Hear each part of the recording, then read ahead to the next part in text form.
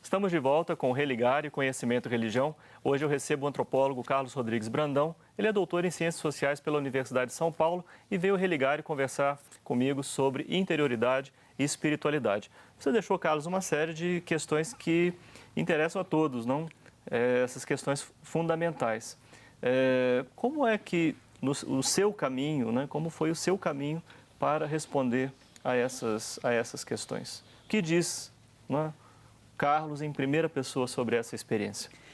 Mas eu também, como bom antropólogo, vou começar falando de outros. Falando de outros. Há algum tempo atrás, uns 3 anos antes do Rubem Alves nos deixar, eu estava com ele sentado num toco de madeira, lá no sul de Minas, onde ele tem uma chácara, e disse: Rubem, não quero saber de teoria, não. Quero saber o seguinte: responde de uma vez, para onde você vai quando morrer? Ele apontou assim para o chão e falou: eu vou para o lugar de onde eu vim há milhões de anos. E quando eu fui dar um curso lá na pós-graduação em Ciências da Religião em Juiz de Fora, na Federal, eu me lembrei dessa história e comecei o curso. Não eram muitos alunos da pós, uns 12, 14, dizendo: cada um vai pegar uma folha de papel e vai escrever o seguinte: para onde eu vou quando morrer? E todo mundo escreveu. Vocês não precisam ler quem quiser, mas todo mundo tem que escrever.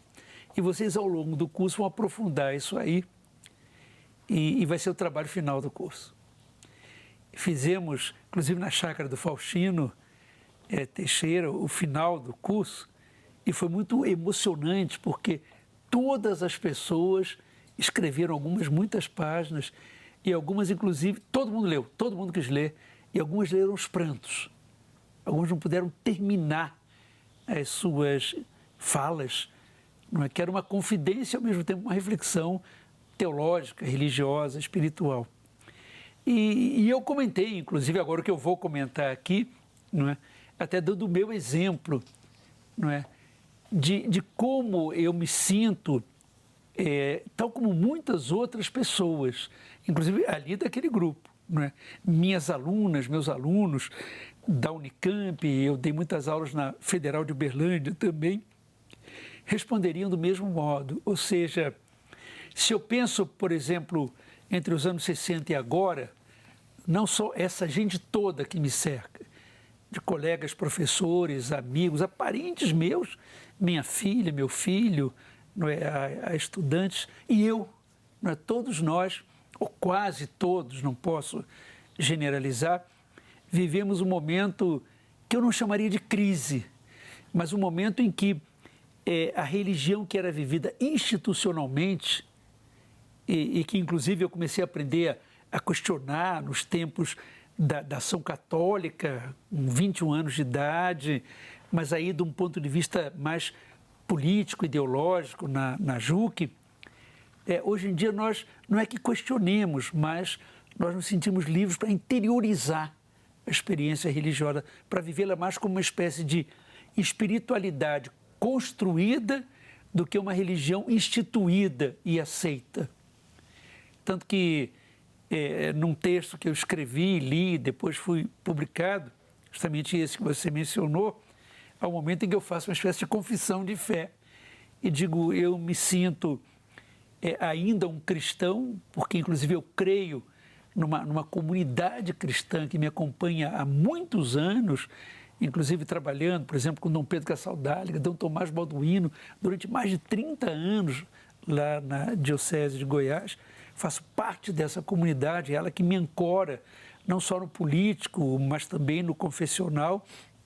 Mas, por exemplo, se eu fosse ler o Credo Católico, creio em Deus Pai Todo-Poderoso, eu tenho a impressão que ele ficaria desse tamanho, pequenino, né? Porque existe muita coisa no universo, digamos assim, da crença católica que já não faz parte do meu imaginário, da minha fé. Eu precisei, digamos assim, fazer todo um trabalho pessoal, não é? De o que eu acredito e o que não acredito, o que é aquilo que me motiva pessoalmente dentro do cristianismo, eu nem falo mais catolicismo, não é? E o que é aquilo que para mim é uma crença que me foi trazida, imposta e que não faz mais sentido na minha vida. Você tem acompanhado como que várias pessoas, né, enfim, têm se manifestado de maneira muito semelhante. Né? Inclusive é se interessante. dizem como sem religião. Exato. É interessante que uma vez eu até estava assim, trabalhando isso e resolvi mandar uma carta para os amigos. Dom Pedro Cassaldáriga, o Frei Beto, o Leonardo Boff, o Pedro Ribeiro de Oliveira, amigo meu, companheiro de Juque, lá de Juiz de Fora. E todos me responderam. Alguns pequeninos, alguns mandaram um artigo pronto, o Frei Beto.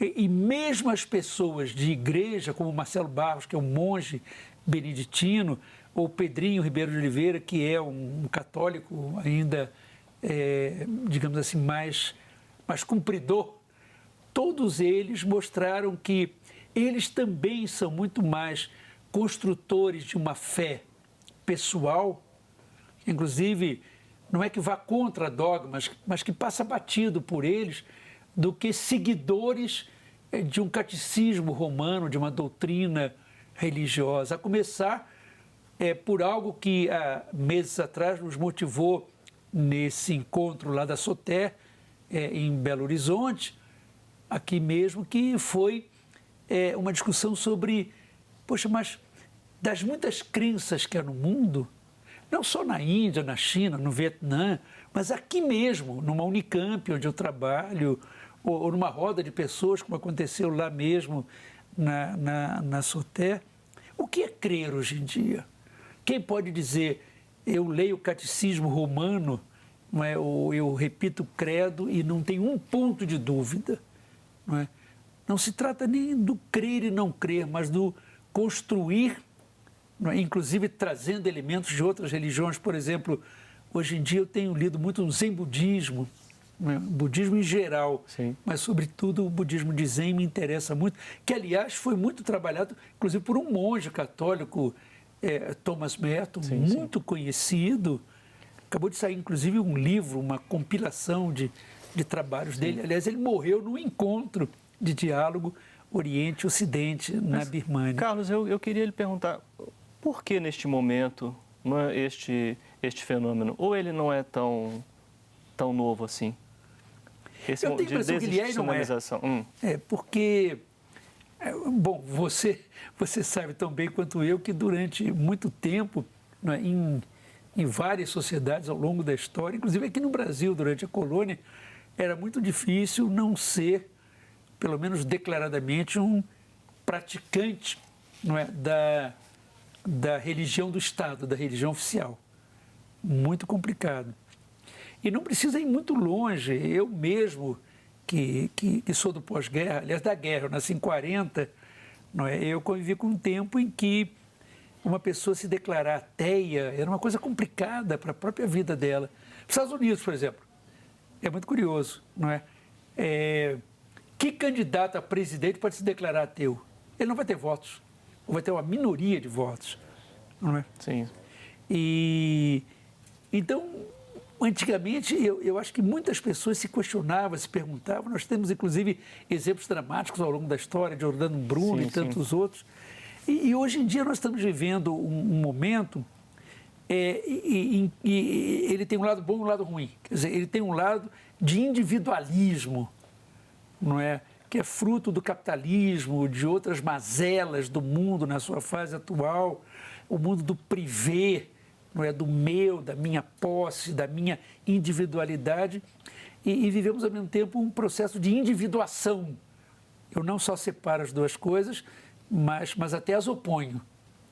A individuação pode se dar numa pessoa extremamente solidária e comprometida com o povo, com lutas populares, mas é aquele processo em que eu me dou o direito, não é, de, não só como um profissional, um antropólogo como eu, ou então um militante de causas sociais ou religião, de construir, não é? De construir, inclusive, trazendo aportes, não é? De várias teorias científicas, no caso de um cientista, no caso de várias espiritualidades e religiões, não é? De construir o meu sistema de sentido. Hoje em dia fala-se até ao lado de religiões e grupos religiosos, comunidades de sentido. Se eu for fazer uma pesquisa com as minhas alunas da Unicamp, alguém que se declare católico, apostólico, romano ou presbiteriano, vai ser uma exceção, vai ser uma pessoa, não é, em 10, 20. A maioria vai responder mais ou menos como eu. Bom, eu venho de uma tradição cristã, mas interiormente, quando eu me faço as perguntas essenciais, eu não encontro só no catolicismo minhas respostas, preciso cruzar isso com outros sistemas, não só religiosos, mas filosóficos, antropológicos. Entendo. Agora, sobre isso, infelizmente, nós temos meio minuto. Quase melhor a gente nem arriscar muito, né? Mas me pergunto também por um caminho inverso, né? Pessoas que estão buscando mais institucionalização, né?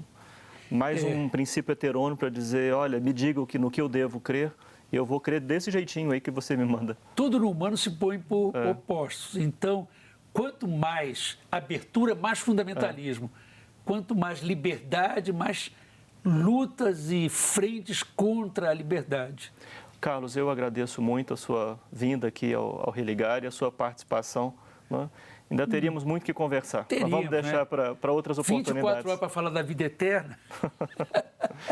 Bom, o Religare, Conhecimento e Religião é um projeto de extensão do Programa de Pós-Graduação em Ciências da Religião da PUC Minas. Você pode conhecer as nossas atividades e cursos, curso de especialização, de mestrado e de doutorado, acessando a página pucminas.br/ppgcr. O Religare de hoje fica por aqui. Obrigado à nossa equipe, ao nosso convidado e a você que nos acompanha. Um abraço muito cordial e até a próxima semana com o novo Religare, Conhecimento e Religião.